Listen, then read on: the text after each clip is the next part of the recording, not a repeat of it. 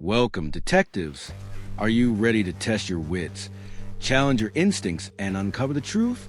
In today's mystery, every detail matters, every clue counts, and every second brings you closer to solving the case. Put on your thinking cap, grab your magnifying glass, and let's dive into the world of crime, puzzles, and suspense. Can you solve the mystery before time runs out? Let's find out. It was a quiet evening at the Old Town Library, the kind of place where books outnumber people and secrets sit on the shelves longer than any novel. At exactly 8:45 p.m., the security alarm was triggered. The librarian, Martha Blake, was found unconscious on the floor of the archive room. Nothing was stolen, but the archive door was locked from the inside. 3 people were still in the library at the time. Henry said he was studying maps in the reading room, claims he heard nothing until the alarm. Rachel was working on her thesis in the computer room. She says she had her headphones on. No one saw her. Owen said he was mopping the hall near the archive and saw the door slam shut. But by the time he got there, it was locked. The librarian was hit on the head. No fingerprints. No cameras in that wing. But on the floor, near the victim, a red bookmark. Not hers. And in the trash bin by the exit, a pair of rubber gloves, still slightly wet. So what's the solution? Who attacked the librarian? And how did they lock the door from inside?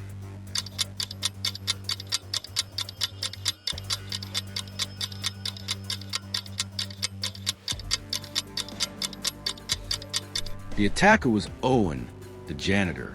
He claimed he saw the door slam shut, but the only way to see that was to already be inside the archive room. The gloves in the bin, his. He wore them while handling the door and the attack. And the red bookmark? It matched the history book Henry borrowed last week, but had Owen's initials scribbled on it. He used a broom handle to slam the door and pulled the sliding lock from the inside, then escaped to the maintenance hatch, which only had keys to.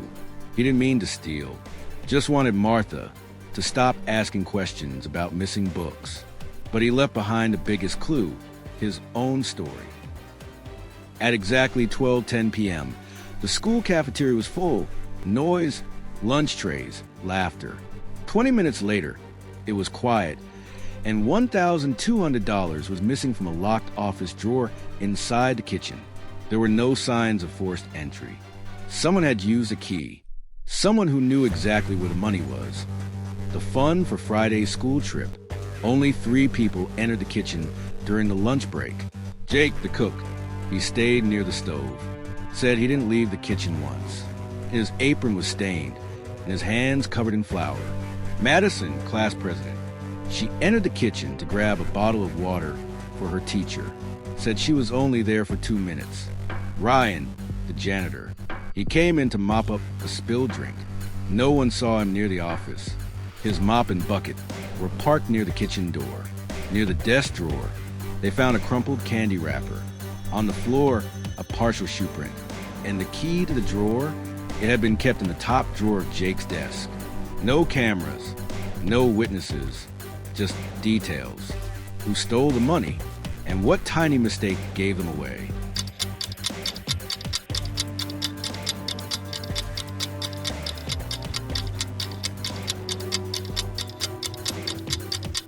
The thief was Madison.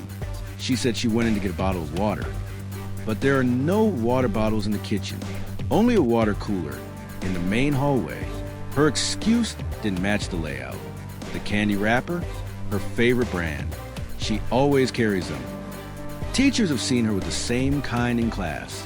While Jake was busy at the stove, Madison had a clear chance to grab the drawer key and steal the $1,200. She simply returned the key and left quickly, but left her trash behind.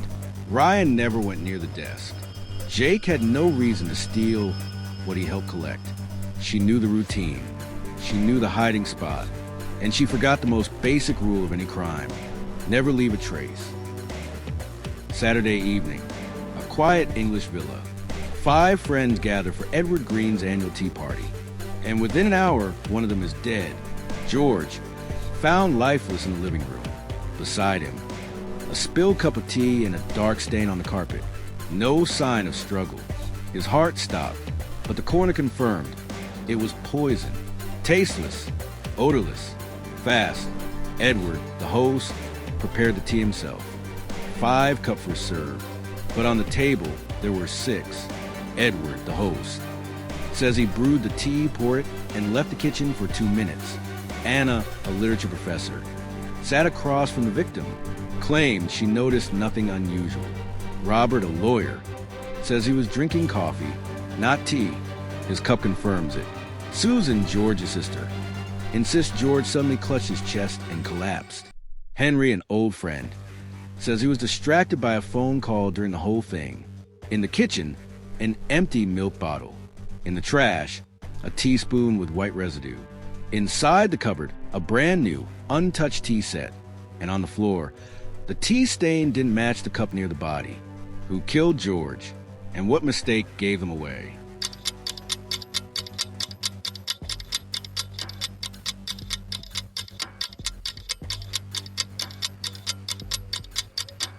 The killer was Anna. She brought an extra cup, already poisoned.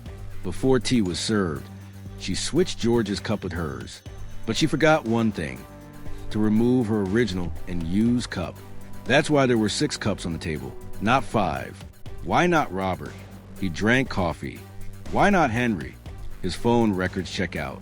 Not Susan. She was too shocked to act. Anna was closest. And as in most murders, the poison wasn't just in the tea. It was in jealousy. At 4:30 p.m. on a Sunday afternoon, a backpack went missing in Glenwood Park. Inside, a laptop, a wallet, and important documents. The owner, a college student named Alex Pierce, had been sitting on a bench near the fountain. He stepped away to use the restroom for 5 minutes. When he came back, the backpack was gone. Only 3 people were nearby, all within 30 feet. Brandon, skateboarder. He was practicing tricks on the nearby stairs. Says he didn't notice anything strange. His own backpack was sitting under a bench just a few feet away. Emma, walking her dog, says the dog started barking at the bench when Alex left, but she assumed it was because of leftover food. Lisa, reading on a blanket. She was reading on the grass. Says she wasn't paying attention to anyone. Beside her, a bottle of water and a small snack bag. The park's cameras didn't catch this spot. It was a blind zone. But 2 small things remained: a crumpled napkin with muddy prints and a tangled leash near the bench. Who took the backpack? And what detail gave them away?